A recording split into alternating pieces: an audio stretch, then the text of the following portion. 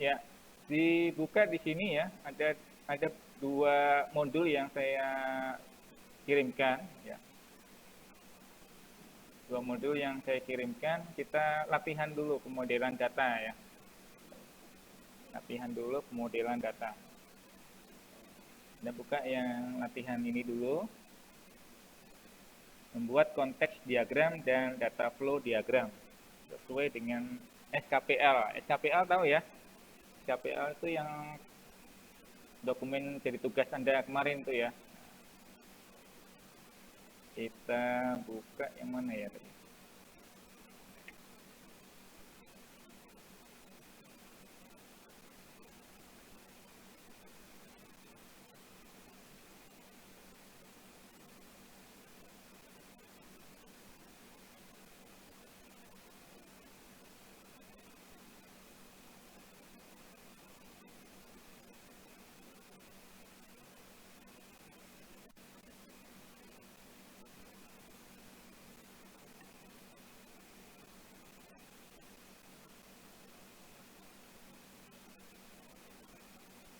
Di sana terlihat ya?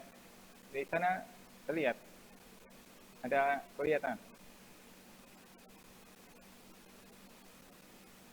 Oke ya? Baik, kita mulai latihan sekarang. Latihan berdasarkan dokumen spesifikasi perangkat lunak yang kita pelajari 2 kali pertemuan itu ya, panjang. Contohnya adalah misalnya di dokumen itu Anda diminta untuk membuat sistem informasi peminjaman buku Universitas Mulia, misal gitu ya. Misal. Nah, dokumennya adalah ini ya contohnya, contoh dokumen spesifikasi kebutuhan perangkat lunak KPL atau software requirement specification. Ada tujuan, ada scope, lingkup ya, masalahnya apa dan sebagainya dijelaskan di dokumen itu. Nah, berdasarkan dokumen itu kita baca di bagian-bagian tujuan. Misalnya di bagian tujuan itu dokumen ini menjelaskan pengembangan sistem informasi peminjaman buku. Ini gampang banget ya, gampang banget peminjaman buku. Buku ada stoknya, kemudian dipinjam, kemudian dibalikin. Stok lagi, stoknya ada lagi gitu ya. Pinjam, ada anggota berarti ya. Gitu ya. Dokumen ini menggunakan bahasa tingkat tinggi, bahasa alami, bahasa algoritma. Ini penjelasannya nanti dibaca sendiri ya. Dokumen ini ditujukan untuk calon pemakai dan pengembang. Pemakai itu ya dalam hal ini perpustakaan ya pemakainya. Dan pengembang itu siapa? Ya Anda, kita ya.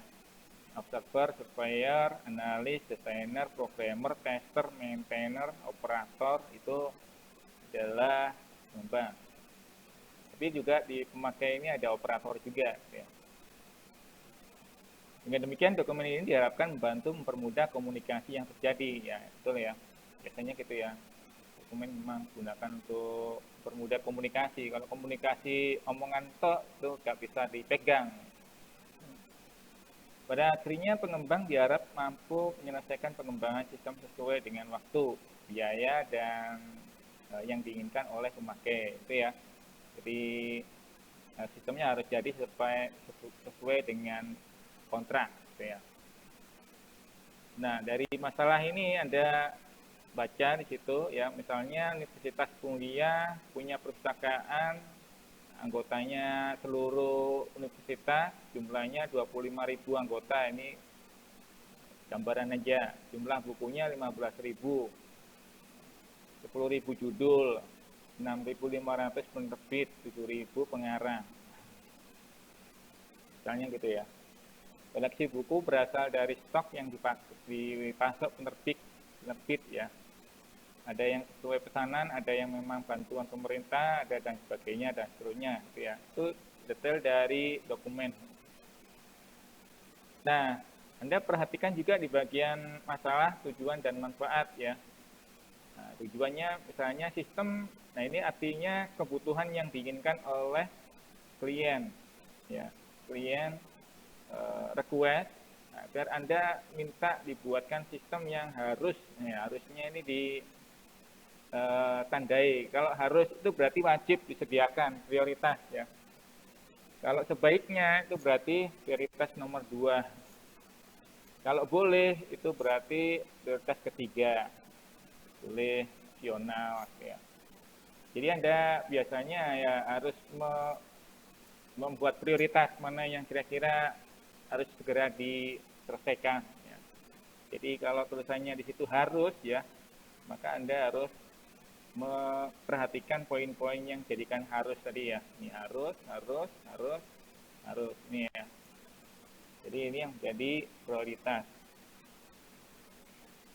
Apa saja? Mengelola data peminjaman buku, mengelola data transaksi, mengelola buku. Kalau ini mengelola data peminjam buku, berarti data anggota ya. Anda jangan terjebak dengan kata-kata. Mengelola data peminjam buku itu siapa? Kalau bukan orang ya, anggota berarti. Transaksi berarti transaksi antara buku dan peminjam buku ini ya. Kemudian di sini ada pemasok supplier. Pemasok itu siapa? Ya supplier nyetok buku tadi ya, ada ribuan pengarang tadi ya. Nah ini sediakan sendiri tabel pemasok. Baiknya mengelola data pemasok sesuai dengan jumlah buku yang dipasok. Jadi pemasoknya juga disediakan fasilitas untuk mengelola itu. Opsional boleh ada, boleh enggak. Ini ya, harus menyediakan akses pengguna sesuai dengan kelompok pengguna. Jadi ada level-level gitu ya. Nah ini yang harus disediakan. Sedangkan yang lain-lain, Anda nggak perlu mengerjakan. Nah, apalagi nggak disesuaikan, tapi Anda ingin tambahkan di situ, boleh-boleh saja. Asalkan waktu pengerjaannya juga tidak lebih dari waktu yang dibuat perjanjian. Nah itu kelebihan Anda ya. Jadi Anda kalau sudah diminta seperti ini, Anda tambahkan lagi misalnya, ya mungkin bisa jadi Anda akan mendapatkan harga yang pantas untuk mereka. Mereka akan mudah memberikan biaya ya Pak. Biaya yang disepakati lebih dari itu ya, puasannya juga. Tapi kalau apa yang dia minta itu ya segini-gini aja, kemudian Anda penuhi ya segini-gini aja, ya sudah. Nggak ada nilai tambahnya, added value-nya ya, berarti bisa jadi mereka akan nggak puas ya, klien itu. Ingat klien itu biasanya rewel ya, rewel. Ingin lebih gitu ya. Beli pisang goreng aja ingin lebih ya, cari yang paling gede gitu ya, pisang gorengnya. Pernah beli pisang goreng nggak? Nah, Anda pilih-pilih kan ya, cari yang paling gede mana gitu. Apalagi ini ya. Begitu juga dengan ini. Nah itu biasanya terjadi. Nah ini karena ini contoh ya, contoh aja deh. Ya, contoh itu biasanya yang mudah. Ya. Dari tujuan skop itu diperoleh, dari mana tujuan skop? Pastikan bahwa sebelum buat dokumen SMS, kita telah mendahulunya dengan penggalian data. Jadi kita sudah survei dulu ya, survei dulu, lihat-lihat gitu ya. Proses perangkat lunak untuk kita pilih, dalam hal ini waterfall misalnya. Tahu ya waterfall yang kita sudah pilih ya, waterfall kita pelajari. Kemudian penggalian data bisa dilakukan dengan ini ya, 4 ini. Kalau Anda cuma sekedar wawancara doang nggak cukup ya, cuma nanya-nanyain orangnya nggak cukup ya. Anda tambahkan lagi observasi ya, observasi survei di lapangan, mengamati langsung ya. Anda tambahin lagi kuesioner ya, untuk memastikan sistem lama dan sistem baru ya. Kebutuhan apa yang dibutuhkan gitu ya, layanan seperti apa, ini ditanyakan di kuesioner, bagikan kepada seluruh karyawan, seluruh calon pengguna gitu ya. Mempelajari literatur gitu ya, literatur ya yang mendukung dengan teori ini, misalnya teori waterfall, nah, kita pelajari di situ. Teori untuk develop itu kita pelajari, semuanya kita pelajari, itu yang terkait dengan pengembangan perangkat lunak nantinya. Dari mana tujuan skop diperoleh? Semuanya contoh hasil pengamatan proses bisnis di lapangan. Jadi tujuan dari lingkup, nah, lingkupnya tadi apa aja? Lingkupnya adalah ini ya, sistem harus bla bla bla ini ya. Nah, jadi kita harus memenuhi itu semua ya. Pertama kita lakukan mengumpulkan data, yang kedua adalah mengamati, ya. Berarti ini adalah hasil pengamatan, hasil observasi. Contoh ini ya, saya tidak menampilkan wawancara ini ya.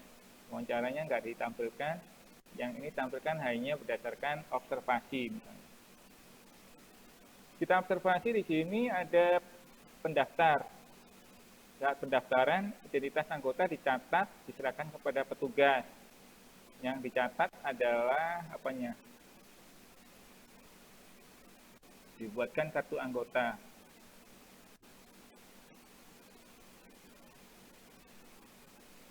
Yang dicatat mana? Kok nggak ada di sini ya?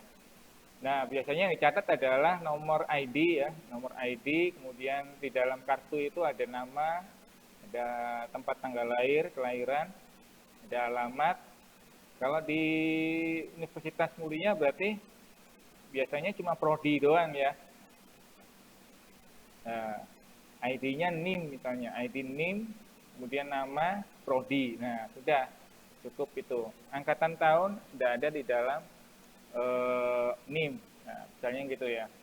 Lalu dibuatkan kartu anggota. Nah ini ya, dicatat. Di sini nggak ada penjelasan ini dicatat apanya ini. Jika belum terdaftar, dicatat apanya. Nah, biasanya sih itu tadi. Anda boleh membuat sendiri ya berdasarkan itu tadi, pengamatan. Proses peminjaman diawali menyerahkan kode buku yang dipinjam. Artinya kalau kita mau pinjam buku, kita ambil bukunya dulu, terus kemudian diserahkan kepada petugas untuk dicatat nomor katalog buku. Ya, kemudian kartu anggota diserahkan pada perpustakaan, ini kartu saya, gitu ya, KTM-nya, pakai KTM. Kemudian petugas akan mencatat kode buku dipinjam pada catatan peminjaman buku, dibuatkan bukti peminjaman buku. Jadi kalau sudah pinjam kita dicatat itu diberikan bukti peminjaman buku. Nah, bukti peminjaman buku ada tanda tangan ini, taruhkan di sana, misalnya gitu. Kartu buku disimpan petugas dan buku tetap bukti peminjaman diterima peminjam. Nah, Anda tinggal bawa bukunya itu. Nah, kartunya tadi ditahan petugas. Nah, itu jadi bukti ya. Sistem harus dapat menghasilkan laporan peminjaman untuk pimpinan dan daftar pengeluaran buku untuk bagian pengadaan. Sistem harus dapat menghasilkan laporan peminjaman.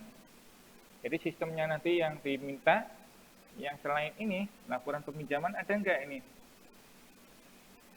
Laporan mengelola ya ini ya, mengelola transaksi. Biasanya mengelola itu apa aja? Create ya, create, update, delete gitu ya.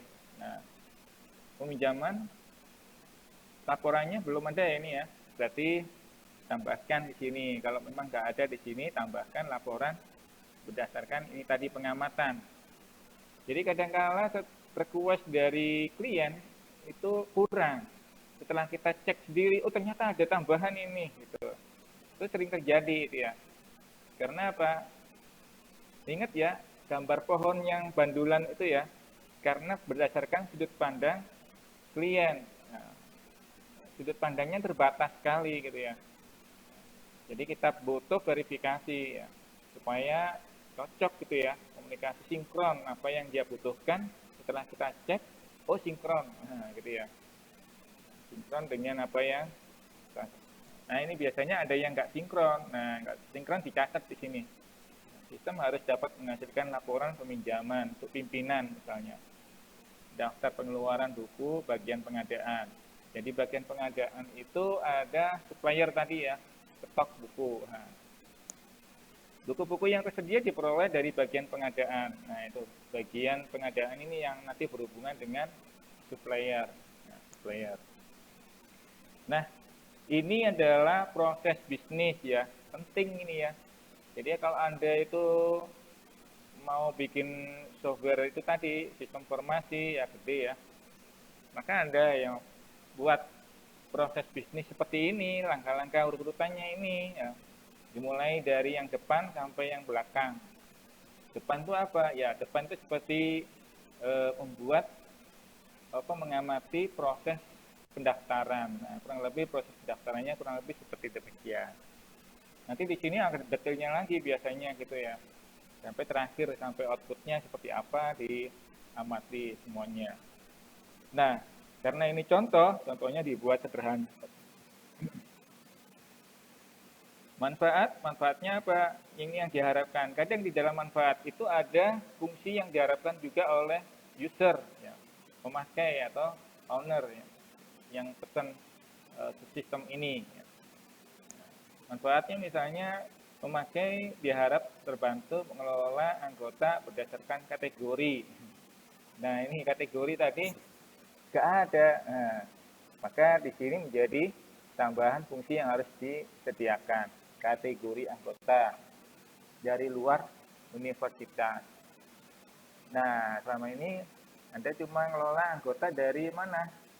Dari universitas itu sendiri. Kalau dari luar bagaimana dong? Nah, bolehkah? Boleh aja. Nah, boleh. Saya dulu pernah begitu ya. Saya dari Brawijaya Malang, terus pinjam buku di ITS Surabaya. Boleh, ternyata. Cuma nggak boleh dibawa pulang, harus dicatat di sana. Ya udah, seharian nyatet di sana. Nah, itu ya. Mana manfaat ya. Nah, ini juga jadi tambahan fungsi Anda. Artinya apa? Boleh Anda masukkan di sini ya. Jadi apa yang diminta tadi, apa yang harus tadi ya. Nah, ini. Jadi tambahan di sini poinnya. Memakai diharapkan mudah mengelola dan seterusnya. Nah, kita lewati ya. Sekarang next berikutnya, mari kita mulai praktik sekarang. Dari berdasarkan ini semua, ya, nah, dari semuanya itu tadi, nah, kita mulai praktik membuat apa? Membuat merancang aliran data keluar masuk di sistem dengan gambar konteks diagram. Nah, di lampiran di materi kuliah sudah saya sertakan itu ya. Konteks diagram Anda baca sendiri dulu. Ya, nggak bahas terlalu dalam ya. Nah, silakan dibaca di sini. Nah, ini ya, konteks diagram sudah ada. Konteks diagram itu seperti apa? Kurang lebih nah, ini ya, konteks diagram. Caranya bikin seperti apa? Ini baca ini ya. Nah, ini ada dua model gitu ya. Model pakai kotak sini, pinggirnya tumpul, atau model yang lingkaran. Nah, ini ada dua ya. Simbol dari Jenny Sersen dan Jordan DeMarco. Nah, Jordan DeMarco ini ada penting ini kuasa ini ya.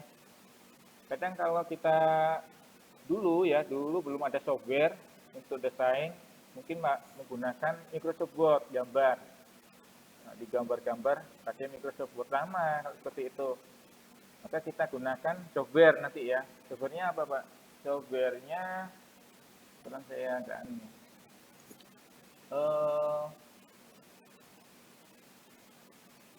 Diagram. Iya.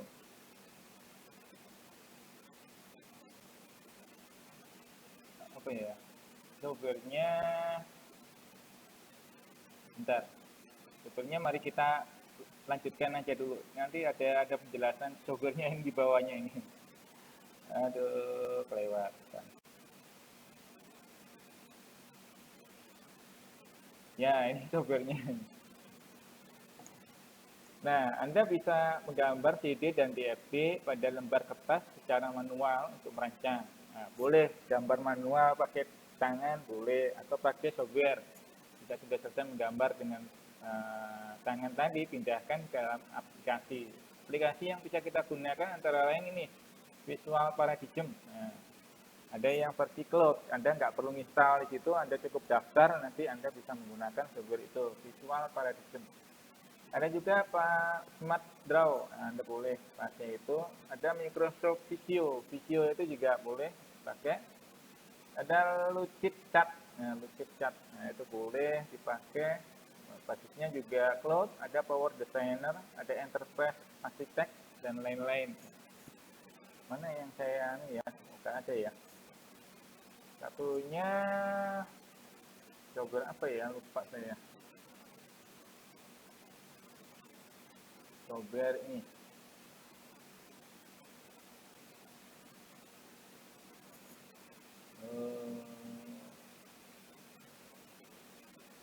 Diagram konteks desain online. Nah, ini ada banyak ya ini. Ada Lucidchart, ada Miro, ada Draw, banyak ya. Smart Draw, ya. Diagram.net ini ya. Tapi yang ini ya. Diagram.net. Ini gratis ini. App diagram.net. Nah, kita bisa bikin pakai ini. Create new diagram. Di sini Anda boleh pakai yang kosongan, boleh pakai data. Kita klik data.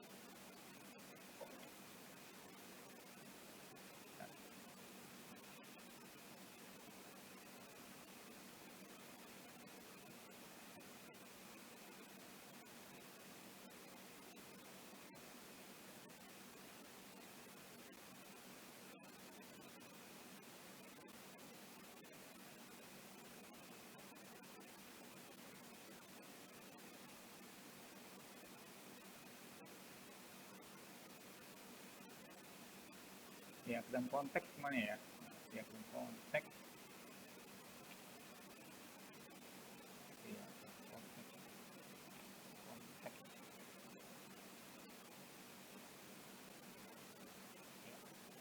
Udah ada di sini ya.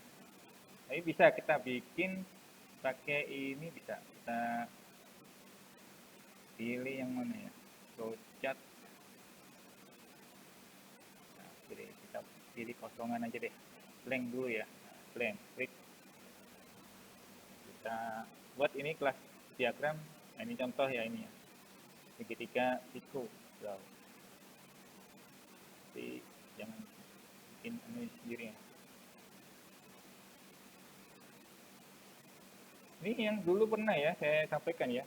Saya kasih contoh, sudah pernah ya. Rawio. Nah, ini ya, pakai ini ya. Anda bisa menggunakan ini nanti ya. Kita lanjutkan sekarang. Jadi kita lagi ke sini.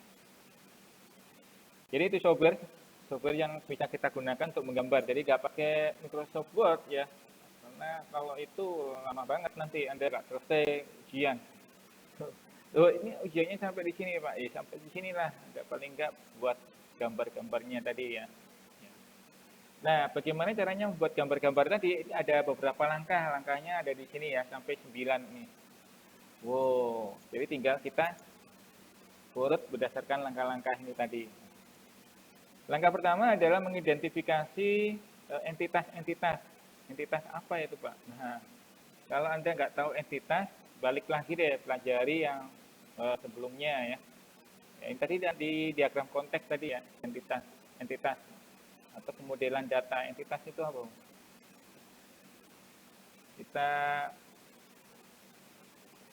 Entitas ini penjelasannya dari sini. Nanti kan bingung Anda. Saya tak tambahkan di sini. Entitas ini, nah entitas. Entitas itu ada cirinya ya. Cirinya ini cirinya.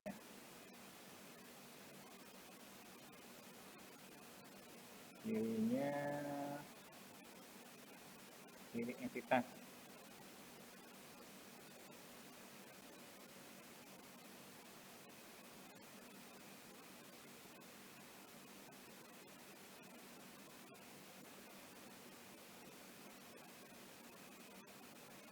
Pemodelan data ini ya. Saya tambahkan di sini.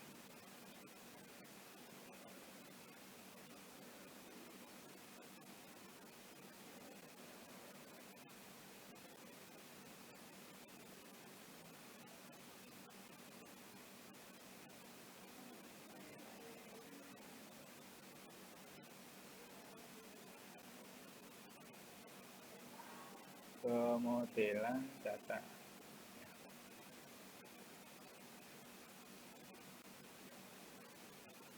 Ini.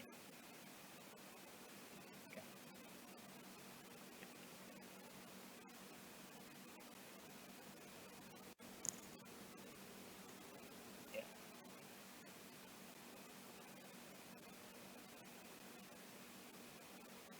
Nah, ini ya. Saya bahas ini ya. Cirinya entitas ada 5 ya. Entitas adalah kelompok orang, tempat, objek, kejadian, peristiwa, atau konsep. Nah, apa yang kita perlukan untuk menyimpan data. Jadi entitas simbolnya adalah kotak begini ya. Kotak persegi panjang. Cirinya ada 5. Pertama adalah orang. Nah, orang itu bisa agen, bisa kontraktor, bisa customer, bisa mahasiswa, bisa dosen, dan seterusnya. Nah, kedua adalah tempat. Tempat itu ya lokasi biasanya.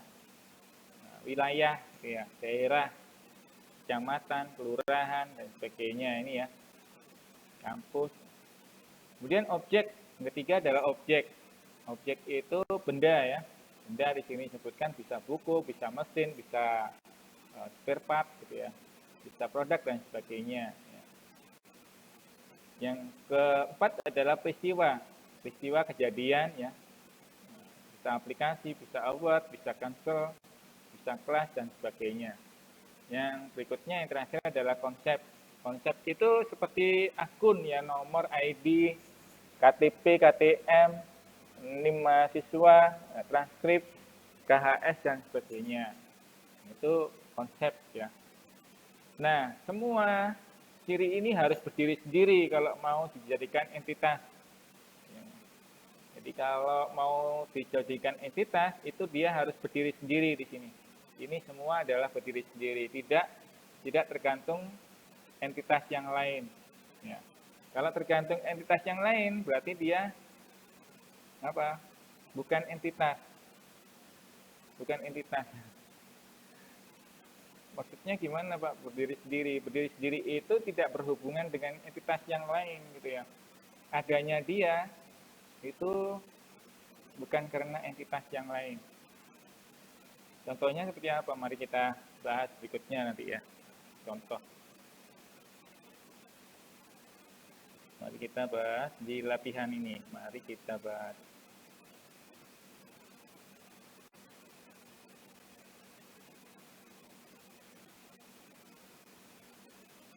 Satu-satu ya ini ya.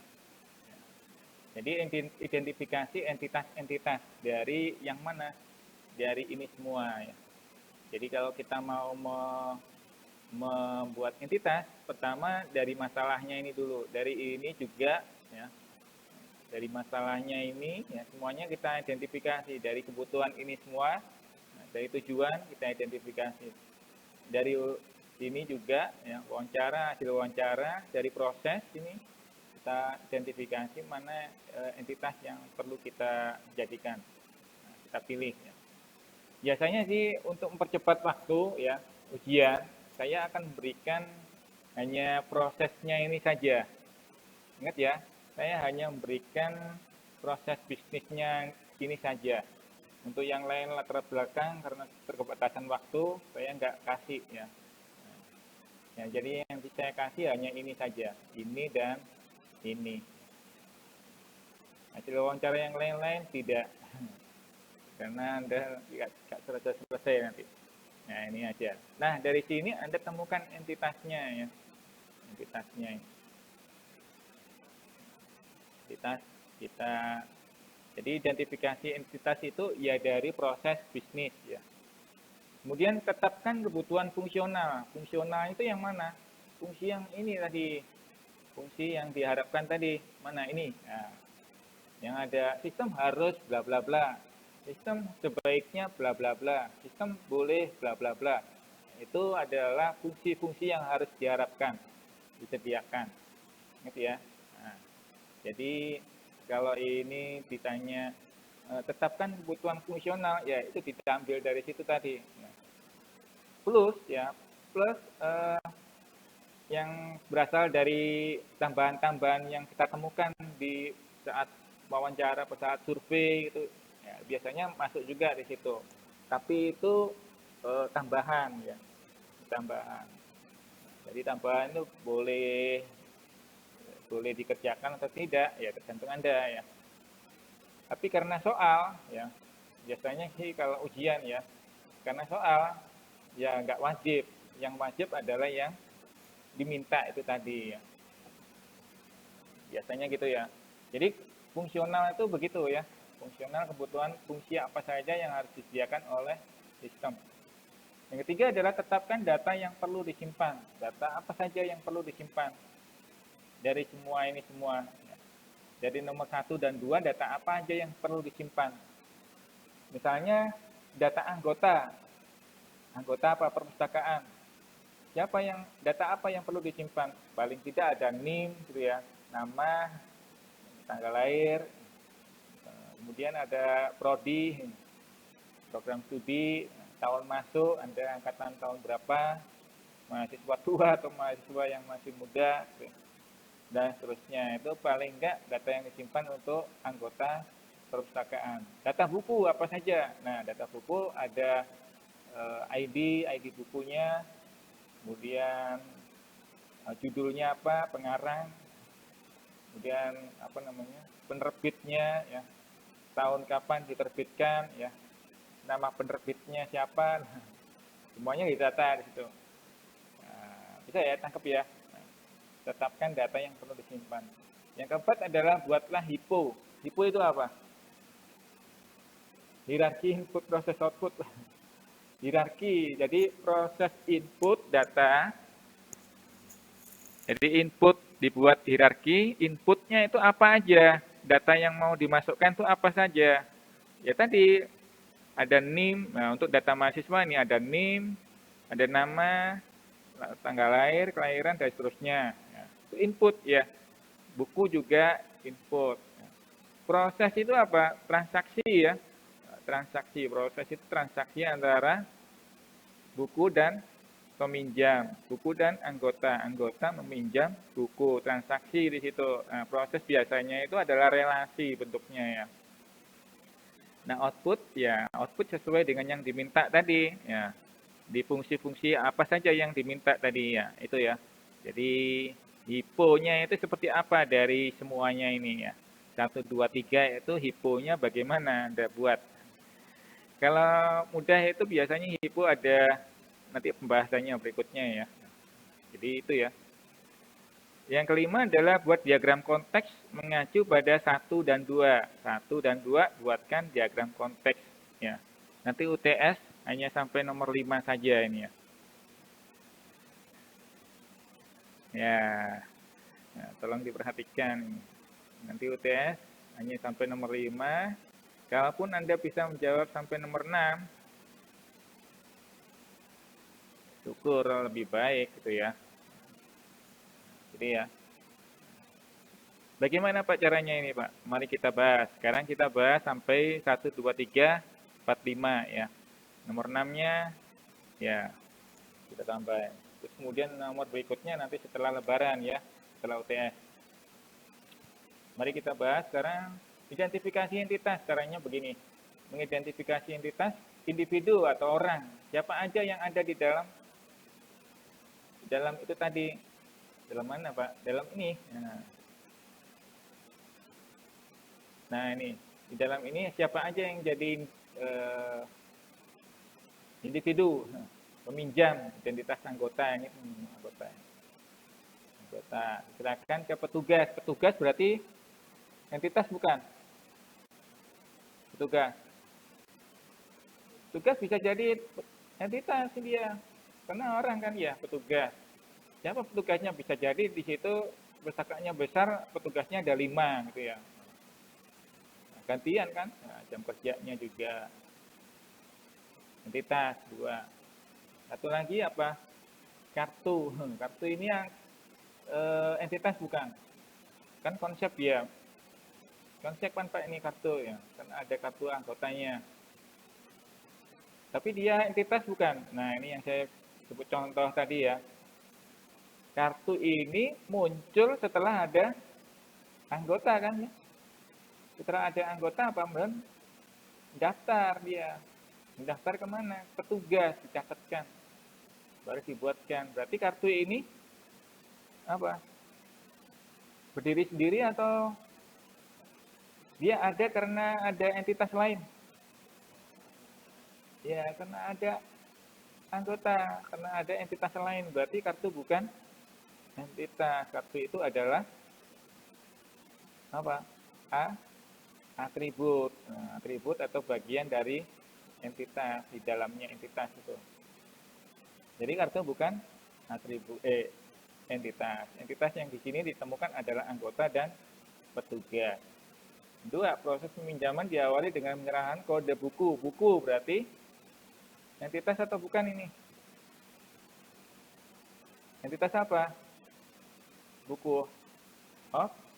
Objek, benda. Ini buku. Dicatat petugas administrasi, tadi petugas administrasi, kartu anggota ke petugas administrasi, perpustakaan. Jadi ini ya cuma satu, buku. Petugasnya sudah ini. Petugas akan mencatat kode buku. Nah, di dalam kode buku ada data atribut, kode buku, ya.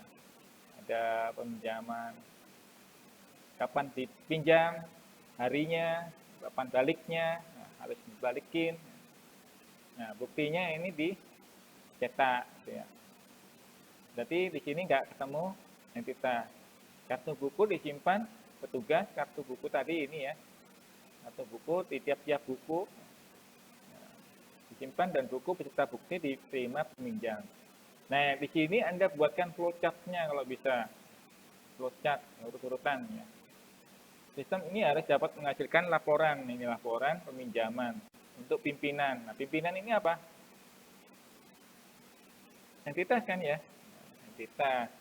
Daftar pengeluaran buku, reportnya, bagian pengadaan, entitas bukan ini? Entitas ya, bagian pengadaan. Berarti ada berapa entitas di situ? 1, 2, 3, 4, 5. Ya. 5 ya. Buku yang tersedia diperoleh dari bagian pengadaan. Sekarang kita lihat jawabannya seperti apa sih. 1, 2, 3, 4. 4 aja Pak. Buku 5, ini dia. 6, perpustakaan. Oh iya, perpustakaannya belum dicatat jadi entitas juga. Peristiwa kosong, nggak ada. Konsep kartu anggota. Nah, ini penjelasannya kartu anggota tadi. Kartu anggota sebenarnya relasi, bukan entitas, karena muncul sebagai hasil hubungan antara entitas anggota dan perpustakaan. Nah, kartu itu berarti bukan entitas gitu ya. Biasanya mahasiswa nulis satu buku ini.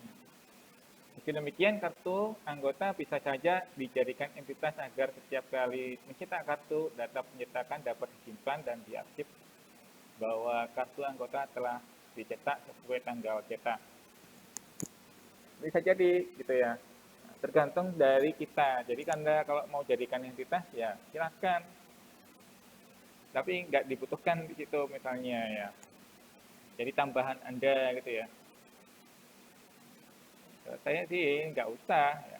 Berarti yang jadikan entitas cukup ini aja. 1, 2, 3, 4, 5, 6. Jadi ada 6 entitas yang perlu kita buatkan. Dengan demikian, kita gali berikutnya, nomor berikutnya adalah nomor kebutuhan fungsional.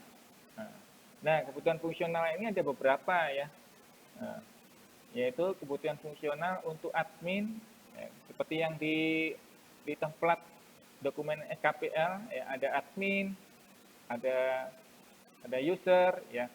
Nah, ini di sini adalah kebutuhan fungsional untuk admin. Admin itu biasanya lebih banyak.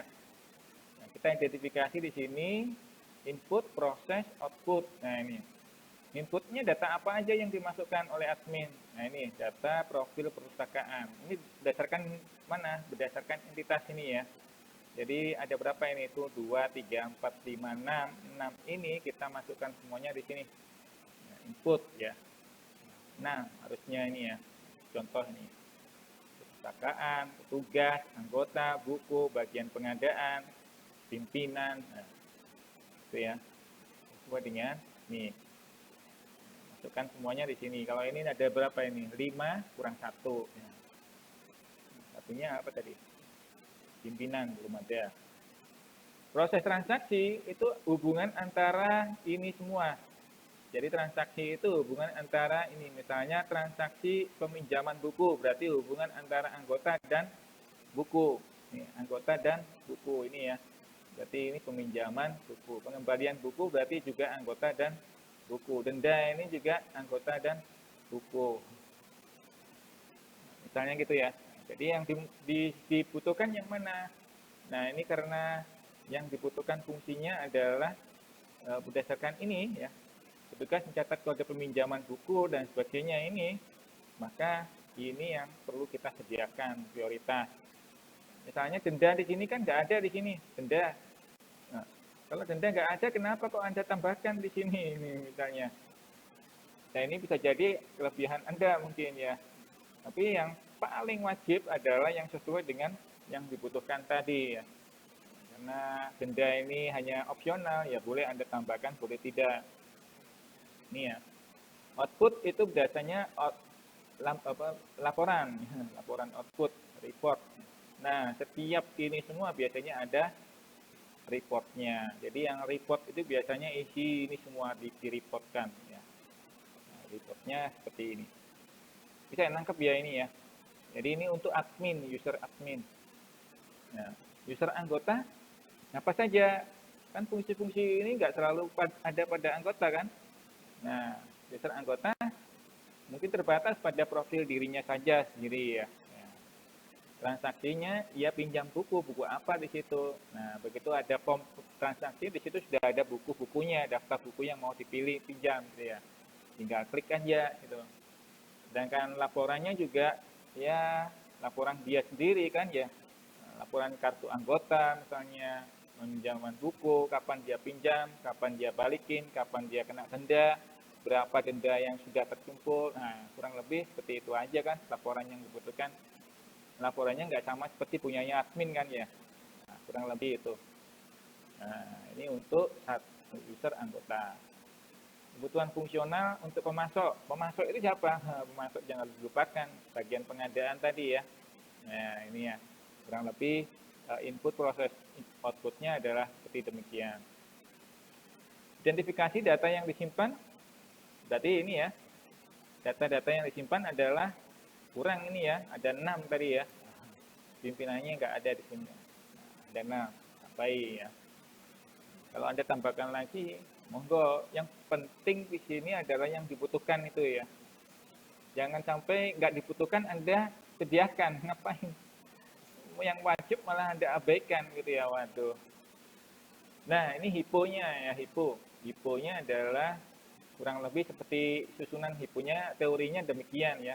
Jadi di sini 00 itu maksudnya ya sistemnya, sistem apa ini? Sistem peminjaman buku. Lalu kemudian ini input, proses, output gitu ya.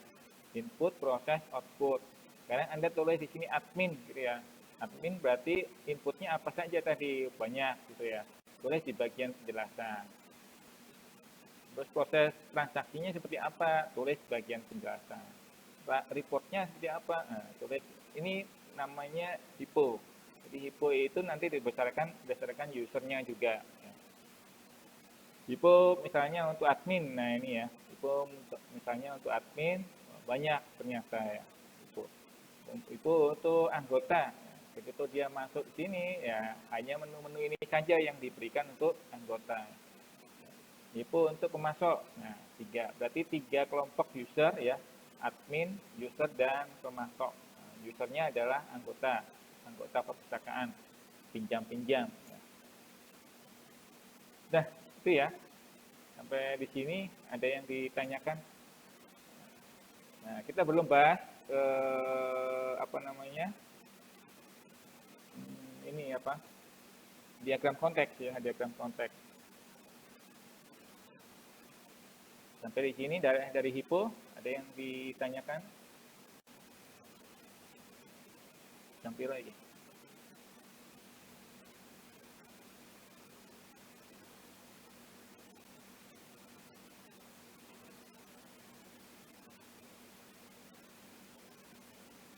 jam 11.36. Oke. Masih ada waktu ya. Baik.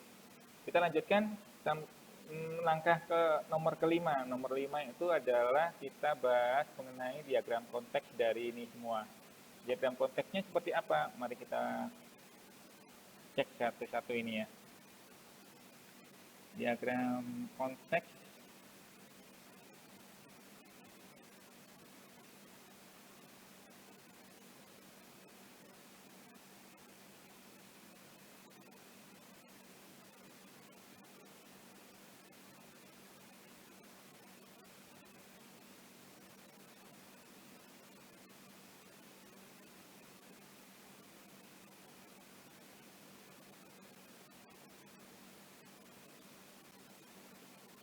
kok ini.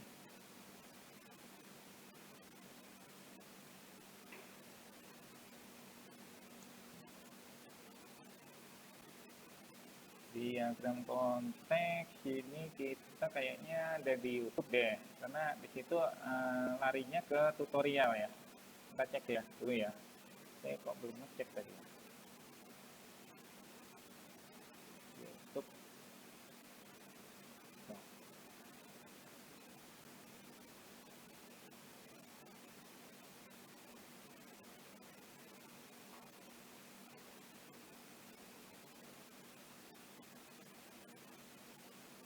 Ini.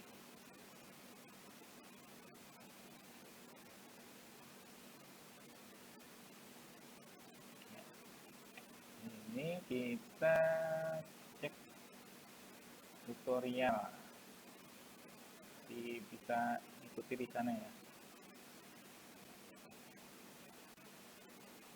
Pembahasan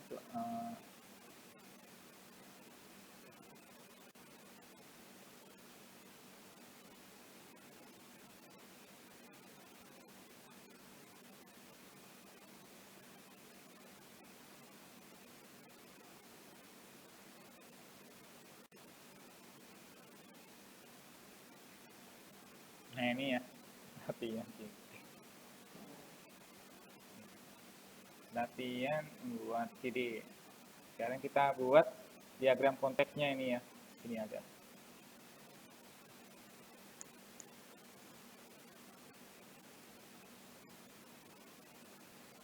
With DigitalOcean managed MongoDB, you won't have to worry about database administration. Provision a MongoDB cluster with just a few clicks or through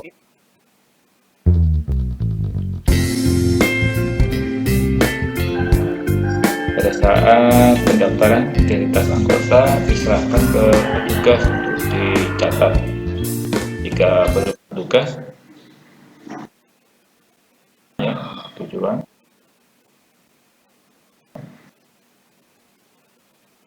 ini terakhir itu membuat desain permukaan perangkat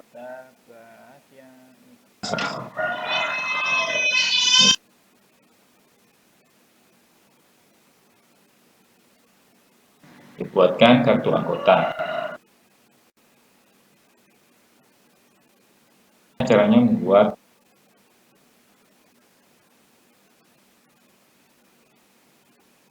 informasi kartu anggota.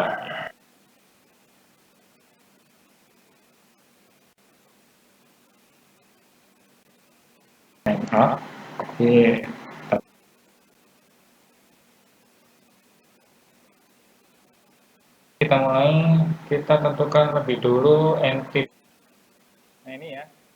Nah, Anda bisa ikuti di sini, tapi kita coba jawab ya. Pencatatan kapan waktu dicetak dan kapan waktu diserahkan diterima oleh anggota tersebut. Kita coba pakai yang draw ini ya, kayak ini ya.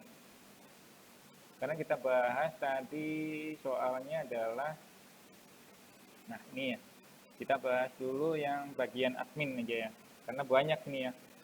Nah, kita bahas dari sini dulu. Jadi kita bahas nomor 5 dan 6 ya. Nomor 5 dan 6. Mudah-mudahan selesai ini ya, agak panjang. Mari kita identifikasi dari ini semua ya. Jadi ini jadi poin entitas-entitas itu yang kita buatkan diagram konteksnya ya. Jadi kalau Anda sudah selesai, baru kemudian kita lanjutkan ke diagram konteks berikutnya. Mari kita buat diagram konteksnya. Nah, diagram konteks itu biasanya bentuknya adalah lingkaran, tapi bukan biasanya. Kembali ke sini ya. Ini ada teorinya yang tadi ada di sini ya. Nah, teorinya kita pakai yang mana ini? Kita pakai yang Jenny Sherson misalnya, atau Jordan Damasco. Nah, di beberapa aplikasi ada yang biasanya menggunakan Jenny Sherson. Tapi di sini di kelas diagram ini menggunakan yang Jordan Damasco. Mari kita bikin yang berdasarkan Jordan Damasco. Nah, oke ya. Ini saya gedein biar kelihatan. Oke. Sekarang kita buat lingkarannya. Ini lingkaran diagram konteksnya ini.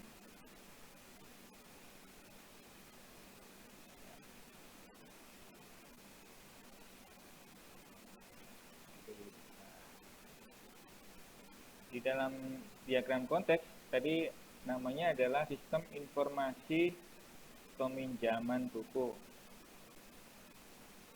universitas kuliah, misalnya gitu ya.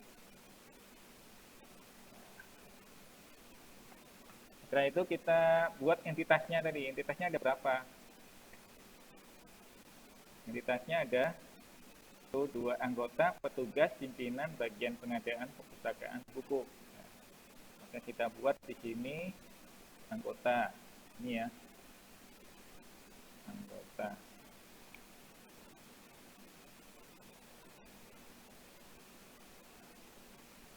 Petugas. Oke. Akte.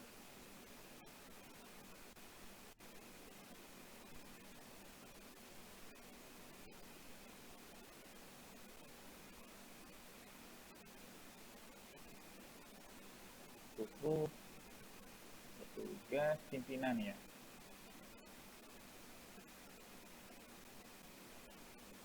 Pimpinan. Perpustakaannya adalah nama perpustakaan, profil ya.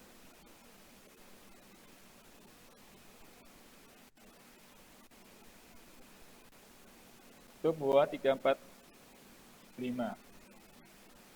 5 apa 6? Dicek lagi. Perpustakaan, pimpinan, bagian pengadaan. Oke. Kita masukkan di sini bagian pengadaan. Masuk ya.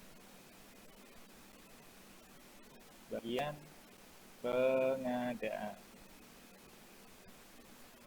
Jadi mereka ini bukan user ya.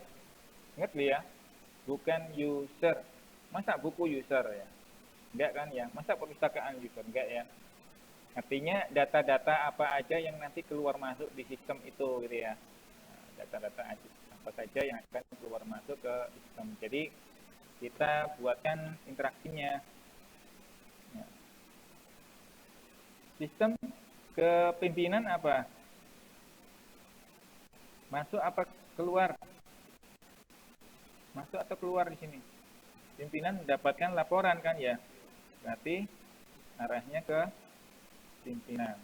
Pimpinan login nggak kira-kira? Login nggak? Bisa jadi login. Oke deh, kita masukkan di situ login. Kita buat sini. Ini kita buat relasi. Jadi di sini buatkan judulnya apa? Laporan peminjaman, transaksi gitu ya. Transaksi peminjaman.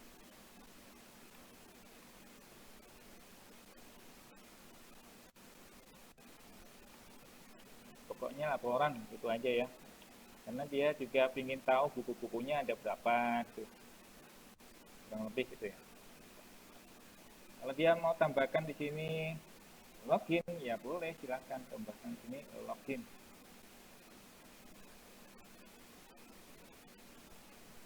Login. Boleh. Jadi ini baru garis besarnya saja. Anggota ke sini ngapain dia? Nah, masukkan di sini.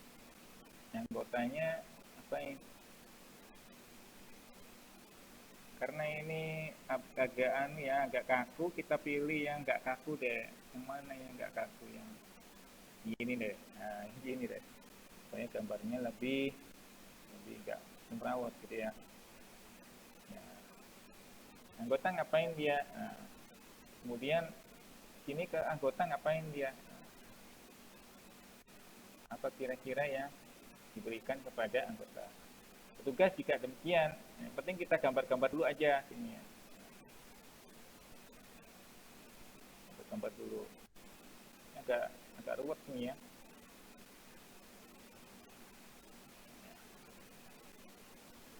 Jadi di sini dia mesti ada keluar masuk di sini.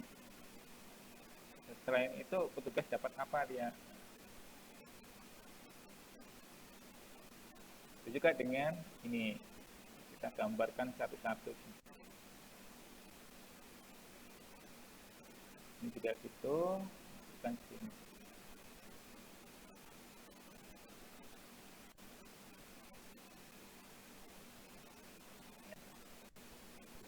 Buku juga masuk ke sini apa?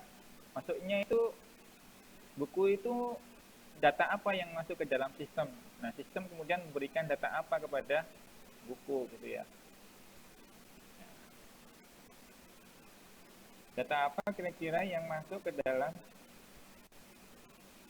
sistem bagian pengadaan. Lalu sistemnya juga akan memberikan apa kepada bagian pengadaan.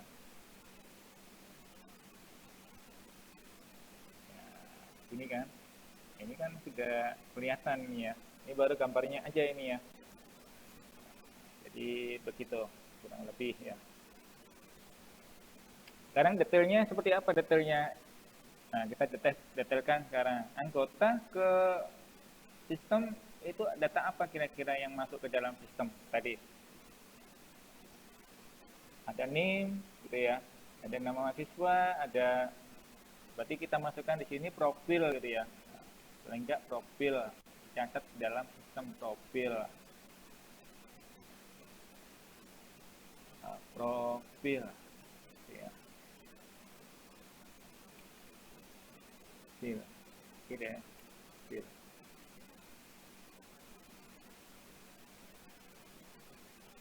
Terus sistem setelah data mahasiswa itu masuk, dia anggota dapat apa dari sistem?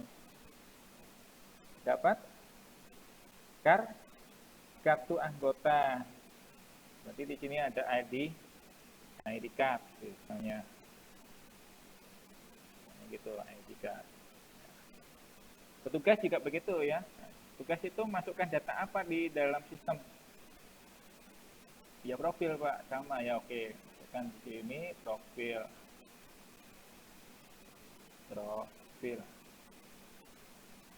Petugas dapat apa dari sistem itu? Akses misalnya, top period gitu ya misalnya, level user misalnya, ya, berarti akun gitu ya. Tulis saja di sini akun gitu ya. Akun user level dan seterusnya Anda masukkan semuanya di sini ya. Ini sudah ada teorinya di video tadi ya. Nah, Anda bisa jawab gini aja. Sudah poin ini ya. Sudah poin ini. Nah, di dalam sistem ini banyak sekali interaksi nantinya ya. Detailnya ada kan banyak ini ya. Nah, banyak ini. Oleh karena itu, ya mungkin sampai di sini ya materi kali ini ya. Nanti diagram konteksnya seperti apa? Diagram konteks, ya ini diagram konteks gitu ya.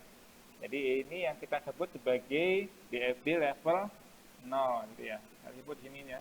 DFD level 0. Ya. Nah, DFD level 0 ini nanti ada level 1 ya. Caranya level 1 itu mendetailkan gimana? Caranya level 1, nah kita pelajari lagi nanti di teori ini ya. Kita pelajari dulu di teorinya. Teorinya ada di mana ini? Teorinya ada di sini. Di sini ada Anda baca di bagian terakhir tuh ya, dikasih tahu ini supaya nggak cuma dilihat doang, gitu ya, nggak dipelajari sulit Anda ya.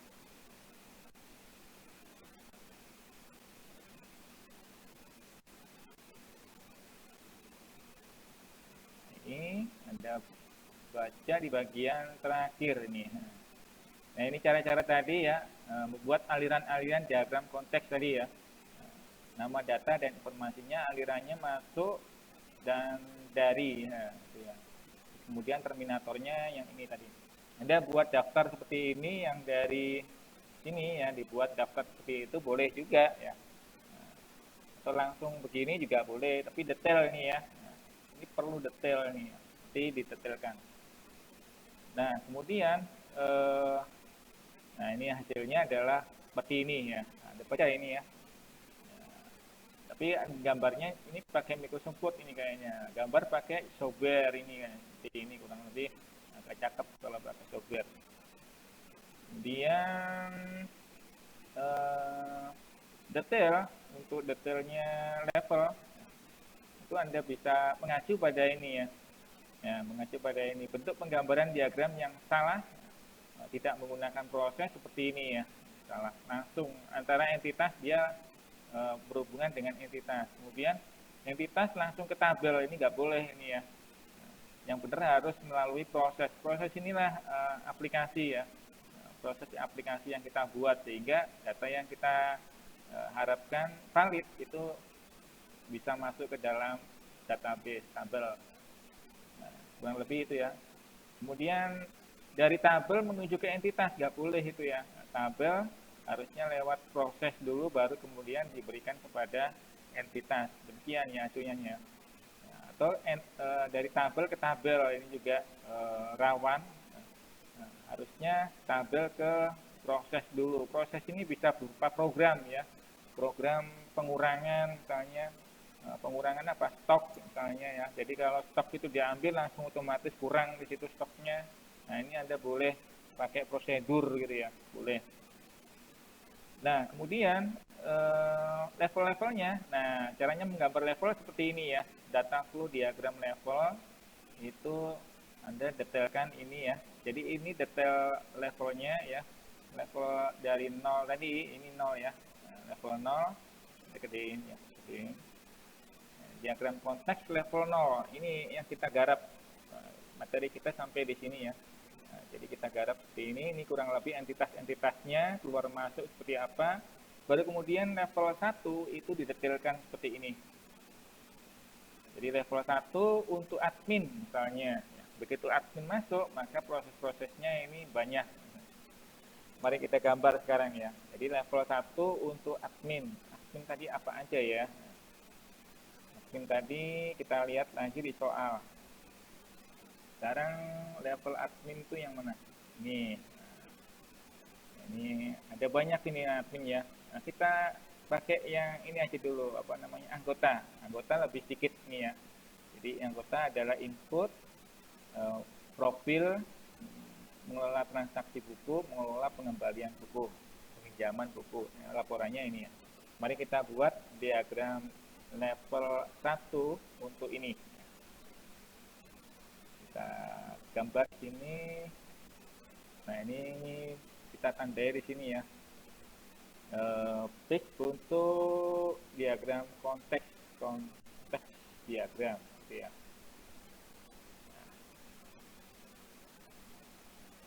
Sekarang kita buat di tab berikutnya adalah level 1 untuk user apa? DFP ya, DFP level 1 untuk user anggota. Ya. Simpan. Nah, mari kita buat dari level 1 ini, kita copy ya. Level 1 dong, level 1 kan cuma anggota. Sorry ya, anggota ya, ini ya. Ini sama ini ya. Ini sama ini. Sama petugas enggak kira-kira? Jadi yang ini nggak perlu kan ya. Sama petugas nggak kira-kira. Jadi lihat lagi, kita sudah buat IPO-nya tadi apa aja IPO-nya.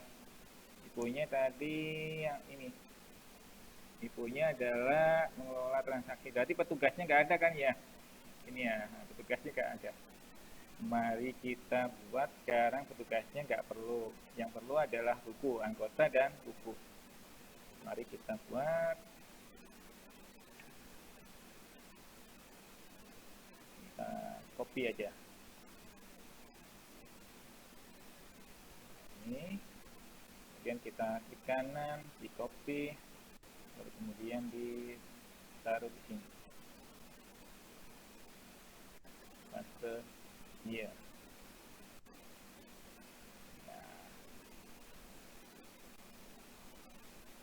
Nah, level 1, petugas gak ada, pimpinan gak ada, kita hapus.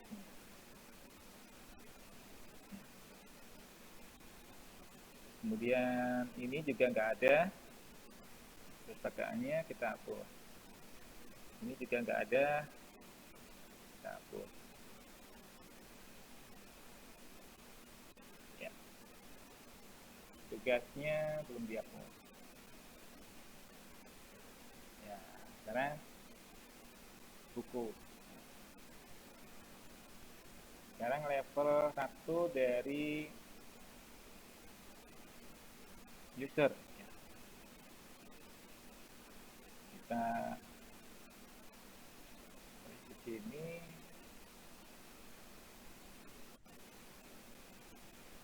Yang ini kita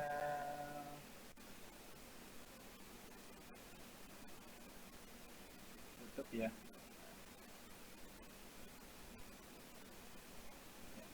Sekarang kita anggota ke sini itu apa dia? Mendaftar kan ya? Mendaftar. Kita cek dulu di situ ya. Di mana di soal, di jawaban ya. Yaitu profil anggota. Berarti di sini adalah profil ya. Profil anggota. Maka kita buat di sini adalah profil. Tulis di sini BFD level 1. 1.1 profil anggota ya. Profil anggota. Di anggota itu adalah ini ya. Dia memasukkan ke sini. Nah, kemudian di sini ada database. Sorry ya. Tabel apa? Tabel anggota. Jadi ini prosesnya begini. Ya. Tabel itu yang mana ya simbolnya? Ini proses ini ya, lain bukan ini ya. Kita pakai yang titik ini.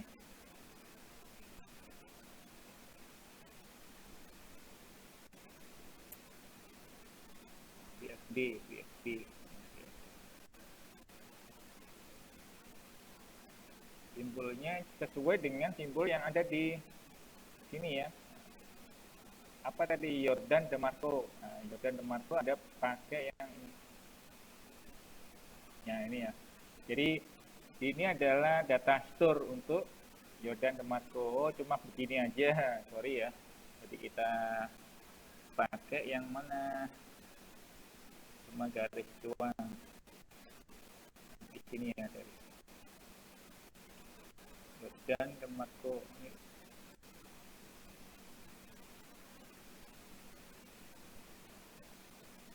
cari di sini ya. Data flow.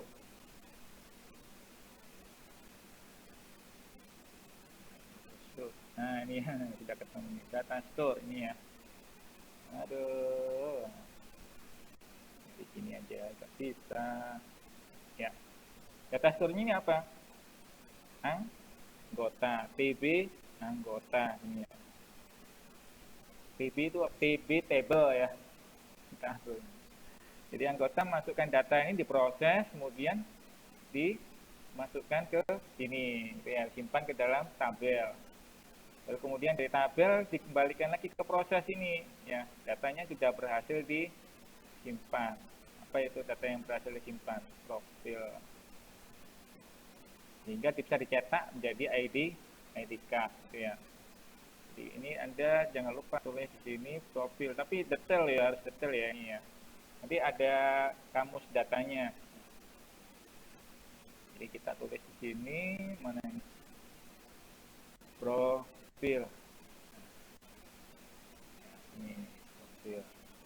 Kemudian di sini juga profil. Ini baru anggota aja. Terus apa lagi? Apa lagi? Kalau sudah masuk DFD level 1, 1.1, apa lagi yang diminta? Dibaca lagi di sini. Mengelola peminjaman buku, mengelola pengembalian buku. Berarti di sini ada dua proses ini ya. Anda boleh jadikan satu, boleh juga ini mengelola peminjaman gitu aja, boleh. Jadi Anda, tapi kalau itu ada dua, ya bikin dua. Berarti gini ya. Nah, ini DFD level 2. DFD level 1 masih N-nya. Level 1 prosesnya adalah 2.1 tadi ya. Nah, adalah mengelola peminjaman. Nah, peminjaman buku. 2.1 peminjaman buku.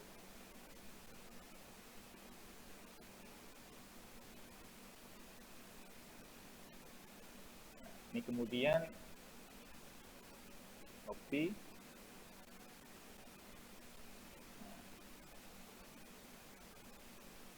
Berikutnya adalah 2.2 pengembalian buku.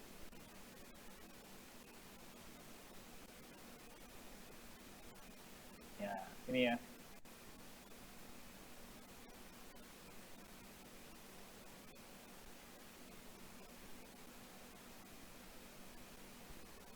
Oke ya. Yang karena ini usernya apa ini? User ya, sorry ya. DFD levelnya user, ya kita berarti mulai dari sini ya. Ini pinjam buku. Pinjam buku. Ya, ini ya. Kita arahkan dulu pinjam buku, datanya buku adalah ID anggota, kemudian ID buku ya. ID bukunya Anda tulis di sini. Masukkan sini. Nah, buku ini sebenarnya ada di entitas ya, di tabel ya. Nah, tabelnya masukkan di sini. Tabel buku di sini.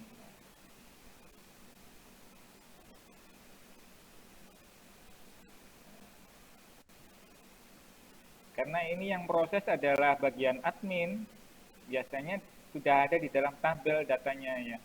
Datanya sudah ada di tabel, maka kita tinggal arahkan aja ke sini. Data apa ini? Data ID buku yang akan dipinjam anggota. Jadi ini nggak perlu dong, ya kayaknya nggak perlu ini ya. Karena user nggak perlu memasukkan data entitas. Entitasnya cukup dari admin saja. Nah, gini ya. Jadi ini adalah tabel buku. Tulis ya.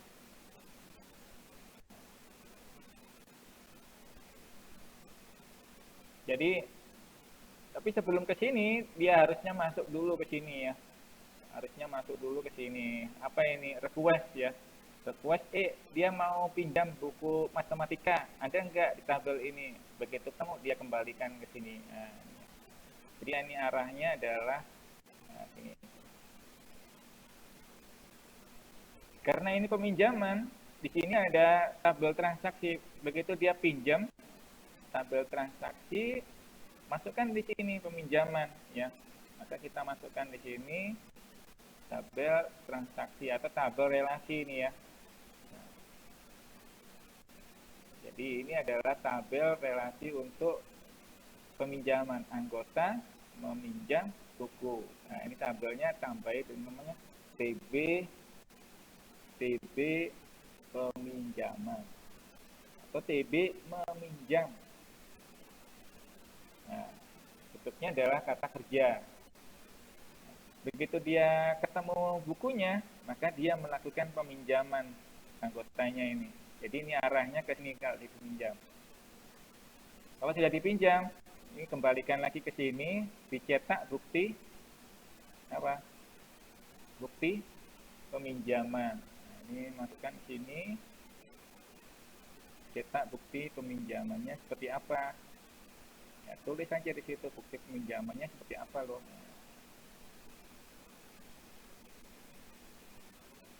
Oh, agak rumit ya. Jadi anggota request meminjam buku. Begitu buku yang diminta itu ada di sini datanya, nah, dia akan kirimkan data ke sini. Data apa? ID buku. Tulis di sini ID buku. Ya. Di sini adalah ID buku. Kalau sudah ID bukunya ketemu di sini, nah, profil buku. Profil buku. Ya, detail isi buku itu ya, kembalikan ke sini. Jadi dia request apa namanya ID buku yang dia minta akan dipinjam di sini. Jadi anggota mengirimkan ID buku ini ada enggak, baru kemudian dia proses memanggil ke dalam database ID buku ini ada enggak. Kalau ada dikembalikan di sini. Kemudian dia proses lagi untuk meminjam. Nah, peminjaman berarti di sini ada data ID anggota dan ID apa buku. Ya simpan di sini tabel ini kapan pinjamnya, hari apa, jam berapa. Lalu kemudian bukti di sini bukti pinjam. Ya, masukkan. Dengan demikian kita ketemu nama kolom-kolomnya ini ya. Bukti pinjam di sini. Kalau sudah bukti pinjamnya dicetak misalnya, ya.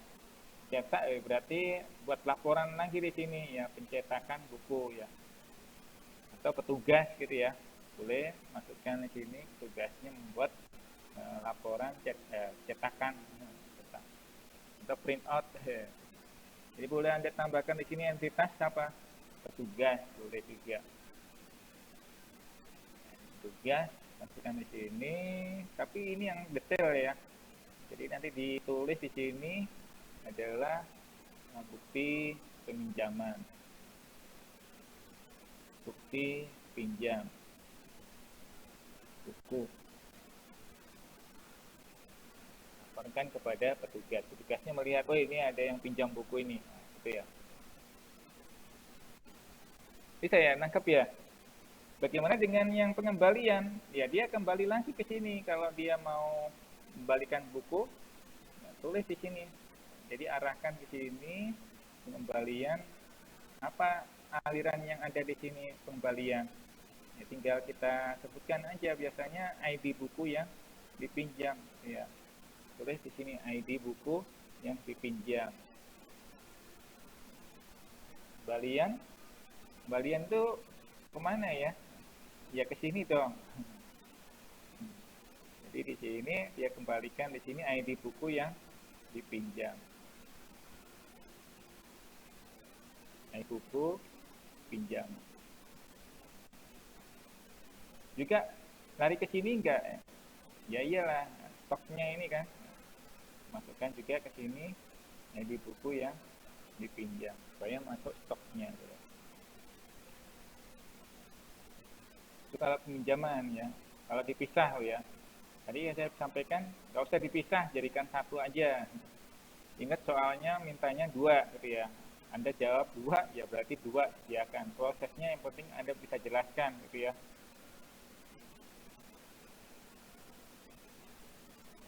Ini.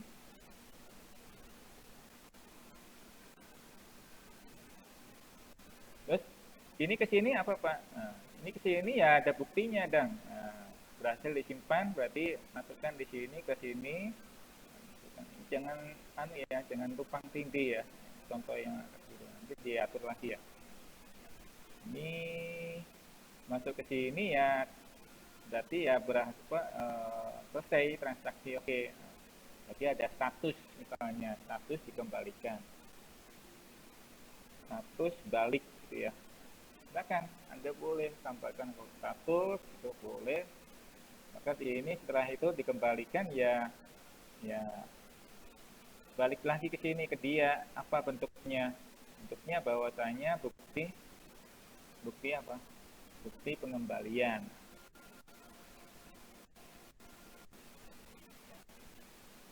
Bukti peminjaman, bukti pengembalian, bukti peminjaman, bukti pengembalian. Ke sini ke sini. Bukunya mana? Bukunya ya berarti ini kalau sudah berhasil disimpan di sini ya masukkan ke dalam ini.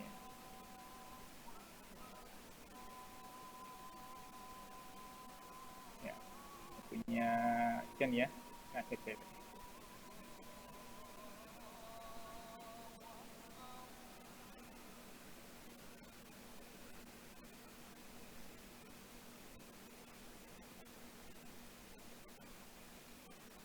Nah, ini untuk user ya, belum untuk admin. Kalau admin banyak tadi ya, kurang lebih ini jawaban yang pas. Jadi kalau Anda UTS nanti sampai di sini, wah ini nilaimu 100.